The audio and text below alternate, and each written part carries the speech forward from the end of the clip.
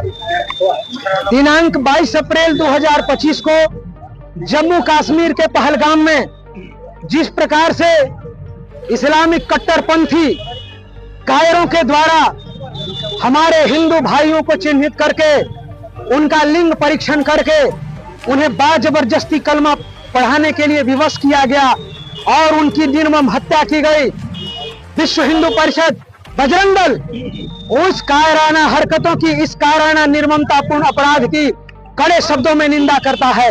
आज विश्व हिंदू परिषद और बजरंग दल के द्वारा पूरे भारतवर्ष में आज गढ़वा जिला के विभिन्न प्रखंडों में इस घटना के विरोध में कई स्थानों पर विरोध प्रदर्शन सह पुतला दहन कार्यक्रम का आयोजन किया गया है। इस कार्यक्रम के माध्यम से हम उन आतंकियों को और उनके जो समर्थक जो चाहे भारत में बैठे हुए हों या भारत में बैठे हुए हों, उनको स्पष्ट कर देना चाहते हैं कि तुम्हारी जो ये हरकत है, तुम्हारा ये जो अपराध है, अक्षम्य है, अशोभनीय है और अस्वीकारनीय है। तुमने जिस प्रकार से निहत्थे लोगों पर ये कायराना हमला किया है, निश्चित रूप से ये तुम्हारे लहू और तुम्हारे नस्ल की पहचान को बताता है। और हाँ, आज का भारत पहले वाला वो भारत नहीं है जो कैंडल लाइट मार्च निकालकर जो है रोएगा। हम वचन लेते हैं, हर भारत, हर हिंदुस्तानी यह वचन लेता है कि हम खून का बदला खून से लेंगे और जान का बदला जान से लेंगे। किसी भी परिस्थिति में इस अपराध को क्षमा नहीं करेंगे। और हाँ, आप सभी के माध्यम से हम उन आतंकियों को और उनके आका जो भारत में बैठे हुए हैं, उनका समर्थन कर रहे हैं, उनको हम ये चेतावनी देते हैं कि अगर आप ये सोच रहे हैं कि हम इसी प्रकार से उन निहत्थे लोगों को मारकर भारतीयों के अंदर, हिंदुओं के अंदर यह भय पैदा कर देंगे, तो यह जान जाइए यह आप भूल में जी रहे हैं। क्योंकि अब यह भारत वो महाराणा का, वो शिवाजी का, वह महारानी अहिल्याबाई का, वह महालक्ष्मी का, वह पृथ्वीराज का यह भारत अब फिर से जग चुका है। और हाँ, अब हर हिंदुस्तानी तुम जैसे आतंकियों के रक्त का प्यासा है। और हम शपथ लेते हैं कि जब तक हर हिंदुस्तानी तुम्हारे खून का स्वाद, तुम आतंकियों के खून का स्वाद महाकाली की तरह तुम्हारा अंत करके, रक्त बीज की तरह जब तक हम तुम आतंकियों का लहू नहीं चखेंगे, तब तक भारत का हर हिंदू और हर हिंदुस्तानी चैन से नहीं बैठेगा।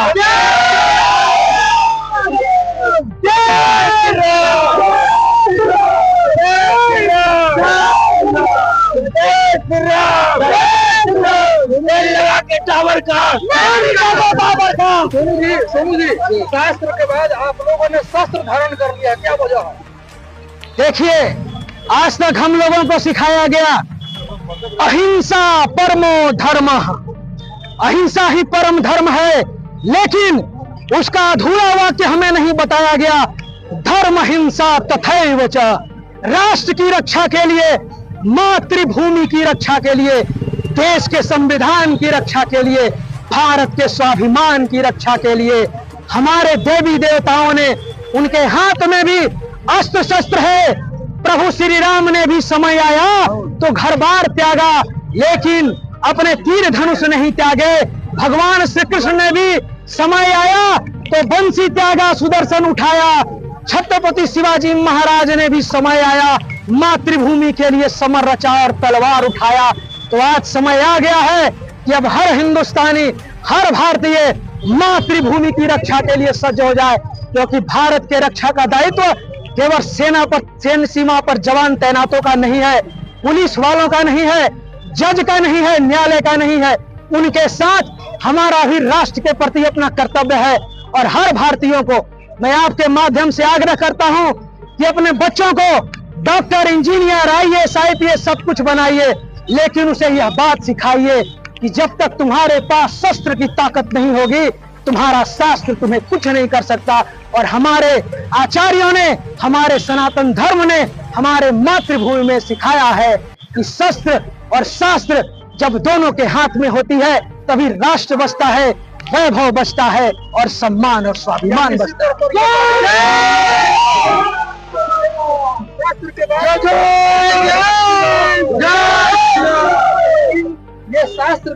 शस्त्र उठाने का सही समय आ चुका है। बिल्कुल आ चुका है।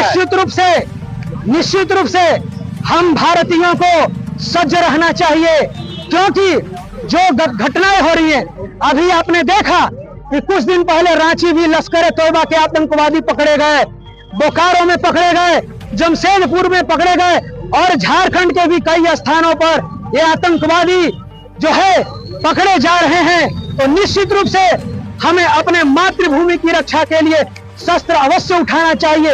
हाँ, शस्त्र का दुरुपयोग नहीं होना चाहिए।